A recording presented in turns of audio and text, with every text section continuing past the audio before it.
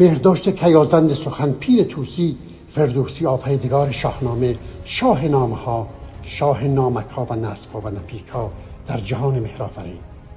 برای بزرگان کوچکان نمی‌توانند بزرگداشت بگیرند. برای آفرین گفتن به فردوسی باید ایران خدایی بود. اگر می‌خواهید به فردوسی ببالید او را بشناسید، نه از زبان سامی مذهبان و فراورده‌های دانشگاه‌ها و دانشگاه‌های ایران خوار. برای شناخت فردوسی نیازی به اعتقاد و عقیده و تقلید نیست. برای شناخت شاهنامه بینش و خرد نیاز هست، آن هم نه خرد خام بلکه خرد پخته.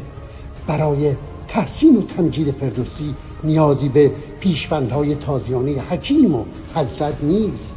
برای شناخت شاهنامه باید پارسی را آموخت و برای آموختن زبان پارسی باید پارسا و پاکنهاد بود، نه جیره‌خوار و پاره‌خوار و بنده زر و زور. برای پارسا شدن باید به خویش پروری و خودباوری پرداخت و برای خودباوری و خودپروری باید آزاده بود و نان ناروا در دسترخوان‌ها نباشد.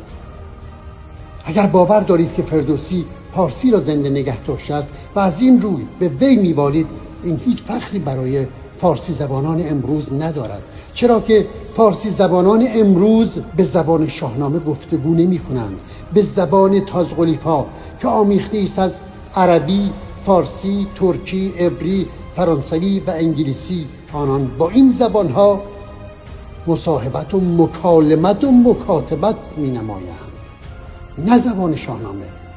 اما چرا فردوسی برای جهان مهرآفرین از همگان ارجمندتر است؟